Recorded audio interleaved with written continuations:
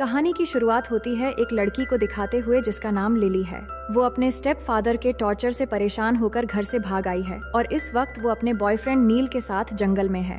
अब रास्ता काफी लंबा था, इसलिए दोनों थोड़ी देर रेस्ट करने के लिए रुकते हैं। लेकिन यहाँ पर लिली के हौसले थोड़े डगमगाने लगते हैं और वो घर में कॉल करने वाली होती है कि नील उसे मना करता है और कहता है अब पीछे मुड़कर देखने का कोई फायदा नहीं है, हमें खुद पर भरोसा रखकर आगे बढ़ जाना चाहिए। इसके बाद दोनों फिर से सफर शुरू करते हैं। कुछ देर चलने के बाद उन्हें एहसास होता है कि उनके पास पीने का पानी खत्म हो चुका है और ऊपर से जंगल में अंधेरा भी छाने लगा था। इसलिए वो फैसला करते हैं कि यहीं रुककर टेंट लगाया जाए। लिली टेंट लगाने लगती है और नील पानी ढूंढने के लिए चला जाता है। लेकिन टेंट के अंदर बैठी लिली अचानक नोटिस करती है कि नील उसका मोबाइल भी अपने साथ ले गया है, जिससे वो परेशान हो जाती है और सारी रात नील का इंतजार करती है। लेकिन सुबह हो जाती है पर नील वापस लौटकर नहीं आता। अब उसका हौसला पूरी तरह टूट चुका था, इसलिए वो अकेली आगे बढ़ने लगती है। तभी उसे पास से जंगली जानवरों की डरावनी आवाजें सुनाई देती हैं, जिससे वो घबराकर दौड़ती है और तभी उसे एक घर नजर आता है।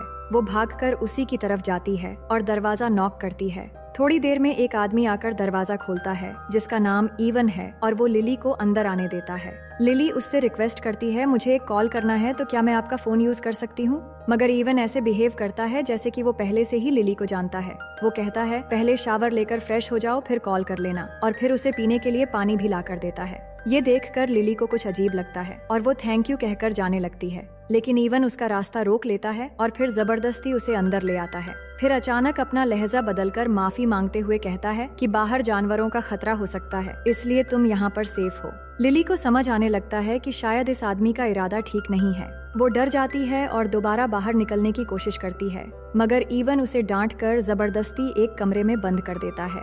लिली चिल्लाती है पर वो कोई जवाब नहीं देता। फिर अंदर जाते ही वो देखती है कि दीवारों पर मिसिंग लोगों की कई सारी अखबार की कटिंग्स और फोटोज लगी हुई हैं। ये देखकर वो घबराने लगती है कि शायद ये कोई मर्डरर है। वो इधर उधर कुछ ऐसा ढूंढने लगती है जिससे अपना बचाव कर सके, तो एक बॉक्स के अंदर उसे एक हथौड़ा मिल जाता है। तभी इवन आ जाता है और कहता है ये तुम क्या कर रही हो? फिर उसके हाथ से हथौड़ा ले लेता है और कमरे से बाहर निकल जाता है। लिली डर और घबराहट में रोने लगती है और उसे लग रहा था कि शायद वो किसी साइको किलर के जाल में फंस गई है। वहीं इवन जाकर अपने घर का सिक्योरिटी सिस्टम ऑन कर देता है, जिससे बाहर निकलने वाले सारे रास्ते बंद हो जाते हैं। फिर थोड़ी देर बाद वापस आता है और लिली को खाना देते हुए कहता है अब तुम्हें नहा लेना चाहिए। वो मना करती है तो वो फिर से गुस्सा करने लगता है। लिली घबराकर उससे रिक्वेस्ट करती है मुझे यहाँ से जाने दो, मगर इवन उसे जबरदस्ती बेसमेंट में ले जाता है जहाँ एक ट्रेडमिल रखी होती है। इवन उसे अजीब लहजे में कहता है कि तुम्हें इस पर चलना चाहिए।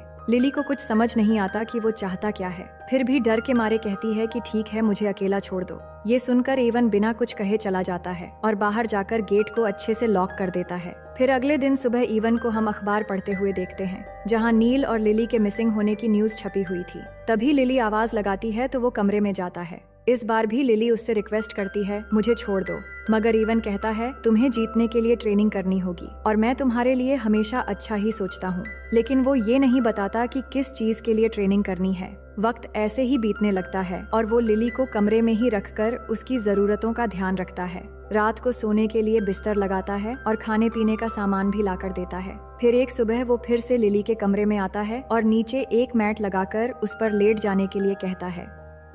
लिली डर जाती है, उसे लग रहा था कि शायद वो कुछ गलत करने वाला है, पर इवन कहता है तुम्हें एक्सरसाइज करनी होगी। शुरुआत में लिली हिचकिचाती है, लेकिन डर की वजह से उसकी बात मान लेती है। उस दौरान लिली को अपने स्टेप फादर की टॉर्चर याद आती है, जो हर वक्त उसे परेशान करता था। तभी गुस्से में वो इवन को जोर से लात मार देती है। लेकिन हैरानी की बात ये थी कि इवन गुस्से में कुछ नहीं करता, बल्कि उसे अकेला छोड़ देता है। लिली को अभी तक कुछ भी समझ नहीं आ रहा होता कि ये पागल आदमी आखिर चाहता क्या है। थोड़ी देर बाद वो फिर से आता है और शर्त रखता है कि खाना तभी मिलेगा जब लिली एक्सरसाइज पूरी करेगी। भूखी प्यासी लिली आखिर उसकी बात मानती है और वही करने लगती है जो इवन कहता है। अब धीरे धीरे लिली को एहसास होने लगता है कि इवन एकदम पागल है, लेकिन अपनी बात पर अड़ा रहने वाला इंसान है। थोड़ी देर बाद खाना रेडी करके वो उसे डाइनिंग रूम में ले जाता है और अच्छे से बर्ताव करते हुए उसे अचानक कैथरीन कहकर बुलाने लगता है। लिली खामोश रहकर सब बर्दाश्त करती है और खाना शुरू करने से पहले प्रे करते वक्त वो चुपके से चारों तरफ देखती है ताकि किसी तरह भाग सके। एक मौके पर वो चाकू लेने का सोचती है, पर तभी एवन उसका चाकू लेकर खाना छोटे छोटे टुकड़ों में काट कर उसके आगे रख देता है। और फिर ऐसे बर्ताव करता है जैसे कुछ हुआ ही न हो।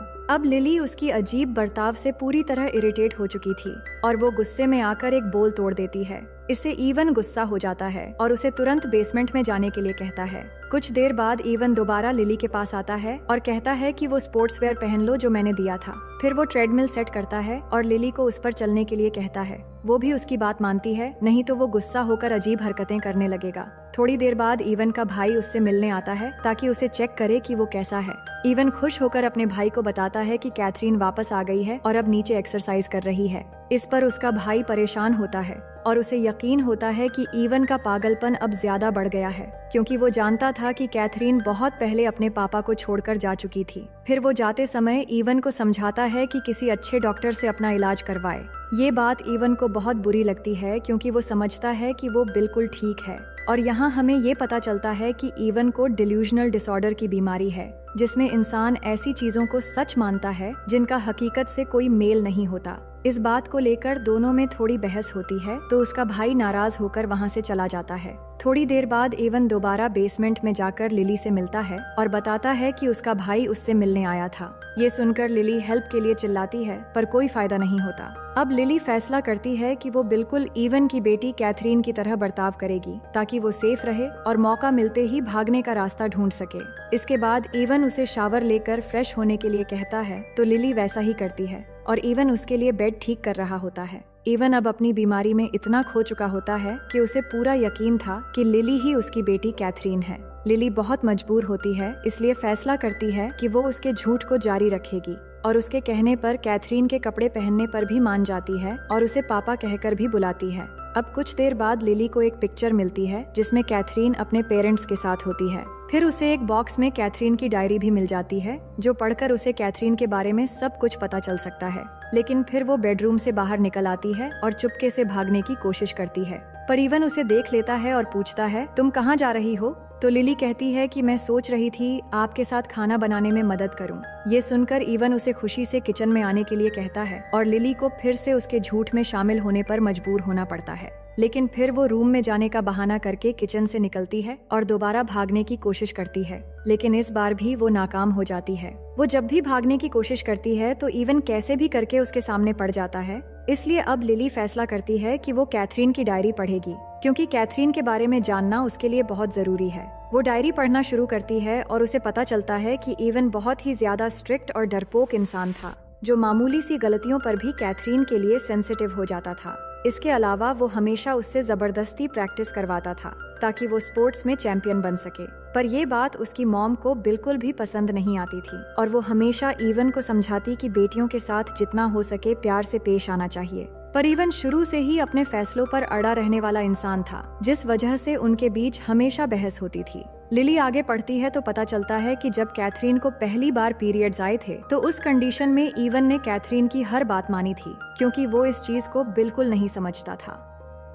ये जानकर लिली को एक आइडिया आता है और इवन कमरे में आते ही वो बताती है कि उसके पीरियड्स शुरू हो गए हैं और उसे तुरंत पैड की जरूरत है। इवन इसको सच समझ लेता है और घर से निकलने से पहले वो कहता है कि उसके आने से पहले वो बेसमेंट में रहे ताकि अकेले घर में वो सुरक्षित रहे। लिली ऐसा ही करती है और डायरी लेकर बेसमेंट में चली जाती है। वहाँ जाकर डायरी आगे पढ़ती है, लेकिन कुछ देर बाद अचानक उसे इवन वापस आता हुआ सुनाई देता है तो वो पानी का यूज करके ऐसा दिखाती है जैसे वो एक्सरसाइज कर रही थी। वहीं इवन अपने गैराज में गाड़ी पार्क कर रहा होता है। तभी अचानक नील आकर उससे पूछता है कि वो अपनी गर्लफ्रेंड को ढूंढ रहा है जो कुछ दिनों से लापता है और उसे लिली की फोटो भी दिखाता है। अब इवन जो कि डिल्यूजन का शिकार होता है वो लिली की पिक्चर देखकर नील पर भड़क जाता है कि अभी यहाँ से चले जाओ, नहीं तो मैं पुलिस को कॉल कर दूंगा कि तुम मेरी प्रॉपर्टी में घुस आए हो। नील को ये कोई साइको आदमी लगता है और वो चला जाता है। इसके बाद इवन लिली का सामान लेकर जाता है और कहता है टेंशन लेने की कोई बात नहीं, मैंने डॉक्टर से भी बात की है। लिली कमरे में जाना चाहती थी पर वो उसे अपनी हाइट चेक करने के लिए कहता है। लिली एक पल के लिए डर जाती है क्योंकि उसकी हाइट कैथरीन से छोटी होती है, लेकिन वो होशियारी से तुरंत एड़ियों पर खड़ी हो जाती है ताकि खुद को लंबा दिखा सके। इसके बाद इवन उसे स्किपिंग रोप एक्सरसाइज करने के लिए कहता है। लेकिन अब तक उसकी बातें झेलते झेलते लिली पूरी तरह थक चुकी होती है और गुस्से में हमला करके उसे रस्सी से बहुत मारती है। इसके बाद वो भागने की कोशिश करती है, मगर दरवाजा बंद होता है, इसलिए वापस आकर इवन से चाबियां मांगती है। लेकिन चाबी देते वक्त वो उसे पकड़ लेता है और गुस्से में चिल्लाने लगता है, जिससे लिली डर के मारे रोने लगती है। उस रात लिली फिर से कैथरीन की डायरी पढ़ना शुरू करती है और पता चलता है कि इवन की बीवी की मौत एक एक्सीडेंट में हो गई थी, जिसके बाद कैथरीन अकेली अपने बाप के साथ रह गई थी। तभी इवन लिली को खाने के लिए बुलाता है तो लिली डाइनिंग रूम में जाती है। हालांकि इवन को रस्सी से मारने के बाद वो घायल हो चुका होता है, फिर भी हमेशा की तरह वो लिली की केयरिंग करता है। ये देखकर लिली को गिल्ट होता है और वो इवन से माफी मांगती है। फिर वो बहाना बनाती है कि अब छुट्टियां खत्म हो रही हैं और उसे जल्द ही स्कूल जाना होगा, मगर इवन बड़ी शांति से जवाब देता है कि अब तुम्हारी पढ़ाई घर पर ही होगी, क्योंकि बाहर मुझे किसी पर भरोसा नहीं है। अब खाना खाने के बाद इवन कहता है कि चलो हाइड एंड सीक खेलते हैं, जैसे वो अपनी बेटी कैथरीन के साथ खेलता था। लिली भी खेल में उसका साथ देती है, पर उस दौरान वो गिरकर चोट लगने का बहाना करती है ताकि उसे पूरी डायरी पढ़ने का वक्त मिले, क्योंकि अब कैथरीन और इवन के बारे में जानना उसके लिए जरूरी हो गया था। उस दौरान अचानक अर्थक्वेक शुरू हो जाता है तो इवन तुरंत आकर लिली को बाहर सुरक्षित जगह पर ले जाता है। फिर अर्थक्वेक खत्म होने के बाद घर वापस आकर दोनों सफाई करने लगते हैं। इस दौरान लिली को एक फोटो मिलता है जिसमें इवन एक रेसिंग कंपटीशन में विनर हुआ था। इवन उसे बताता है कि उसकी सबसे बड़ी ख्वाहिश है कि उसकी बेटी भी उसी की तरह ट्रैक एथलीट बने। फिर अगले दिन बैकयार्ड में इवन लिली को रनिंग प्रैक्टिस करने के लिए कहता है। लिली पहले तो उसकी बात मानती है और मौका मिलते ही भागने की कोशिश करती है, लेकिन मेन गेट जंजीरों से बंद था जिसे वो तोड़ने की कोशिश करती है, पर तब तक इवन आकर उसे पकड़ लेता है, जिस दौरान लिली के पैर में मोच आ जाती है और वो भागने में नाकाम हो जाती है। अब चोट लगने की वजह से वो भागने का इरादा कुछ वक्त के लिए छोड़ देती है और इवन एक अच्छे पिता की तरह लिली का अच्छे से ख्याल रखता है। लेकिन लिली मन बना लेती है कि जल्दी से ठीक होकर वो खुद को तेज भागने के लिए ट्रेन करेगी। अब वक्त बीतने लगता है, महीने गुजर जाते हैं और लिली कैथरीन बनने का ड्रामा जारी रखती है। धीरे धीरे वो इवन की ट्रेनिंग की आदत डाल लेती है और यहीं से दोनों के बीच एक अजीब सा रिश्ता बनने लगता है। कभी कभी लगता है कि लिली उसे अपना पिता मानने लगी है। इवन भी उस पर प्राउड महसूस करता है, खासकर जब वो कैथरीन के पुराने ट्रेनिंग रिकॉर्ड्स तोड़ देती है। इसके बाद एक दिन इवन बताता है कि उसने उसका नाम एक रेसिंग कंपटीशन के लिए रजिस्टर करवा दिया है और उसके पास तैयारी के लिए बस 7 हफ्ते हैं। ये सुनकर लिली खुश होने का दिखावा करती है और यादगार के लिए उसके साथ एक सेल्फी भी लेती है। उसी रात जब लिली सो रही होती है तो इवन उसके पास आता है और कैथरीन की मॉम की मौत के लिए माफी मांगने लगता है। तभी सच्चाई सामने आती है कि कैथरीन अपनी मॉम की मौत का जिम्मेदार इवन को मानती थी और इसी वजह से वो इवन को छोड़कर चली गई थी। अगले दिन सुबह लिली दोबारा भागने की कोशिश करती है, पर इवन उसे देख लेता है और कहता है कि आज तुम्हें आराम करना चाहिए। इसके बाद उसे एक गिफ्ट देकर बताता है कि आज तुम्हारा जन्मदिन है, इसलिए तुम घर पर ही रहो और मैं केक लेकर आता हूँ। लिली जब कमरे में जाकर गिफ्ट खोलती है तो उसे एक फोन मिलता है। वो तुरंत उसमें अपने बॉयफ्रेंड का नंबर सेव कर लेती है। अब इवन केक लाने के लिए निकल गया था, जिससे लिली को मौका मिल जाता है और वो घर से निकल जाती है। कुछ देर बाद इवन जब वापस आता है तब उसकी आंखों के सामने उसकी असली बेटी कैथरीन खड़ी होती है, जो कई सालों बाद अपने पापा से मिलने आई थी। लेकिन इवन अपनी बीमारी की वजह से कैथरीन और लिली के बीच फर्क नहीं कर पाता। वो उसे जन्मदिन की खरीदी हुई चीजें पकड़ाता है और घर के अंदर ले जाता है। कैथरीन हैरान हो रही थी क्योंकि इतने वक्त बाद उसके पापा उसे देखकर गले लगाने के बजाय अजीब तरह से बर्ताव कर रहे हैं। इसके बाद इवन कैथरीन को उसके कमरे में भेजकर उसके लिए बर्थडे सरप्राइज तैयार करने लगता है। अब कैथरीन को कमरे में आकर अपनी पुरानी डायरी मिलती है और जैसे ही वो पन्ने पलटती है तो उसे आखिर में कुछ नए नोट्स मिलते हैं जो लिली ने अपने बारे में लिखा था। और तभी उसके सामने लिली आ जाती है, जो शायद कुछ सोचकर वापस लौट आई थी। कैथरीन डर जाती है कि तुम कौन हो। लिली थोड़ा ड्रामा करती है और अजीब तरह से कहती है कि मैं तुम्हारी यंगर वर्जन हूँ, मैं तुम्हारी तरह जीती हूँ और अब तुम्हारे ट्रैक रिकॉर्ड को भी पीछे छोड़ दिया है। इसके बाद वो कैथरीन को ब्लेम करने लगती है कि तुमने अपने पापा को छोड़कर बहुत बड़ी गलती की है, जिसकी वजह से उनकी दिमागी हालत और बिगड़ गई। एक्सीडेंट में तुम्हारी मॉम के मरने के बाद तुम्हें अपने पापा का साथ देना चाहिए था, जबकि तुमने उन्हीं को मौत का जिम्मेदार ठहराकर उन्हें छोड़ दिया। ये सब कुछ सोचकर मैं वापस लौट आई हूँ। मैंने अपनी लाइफ में सब कुछ खो दिया था, लेकिन अब किस्मत से एक पिता मिले हैं और मैं उन्हीं की बेटी हूँ। लेकिन तुम टेंशन मत लो, अब मैं वापस आ गई हूँ अपने पापा का ख्याल रखने के लिए।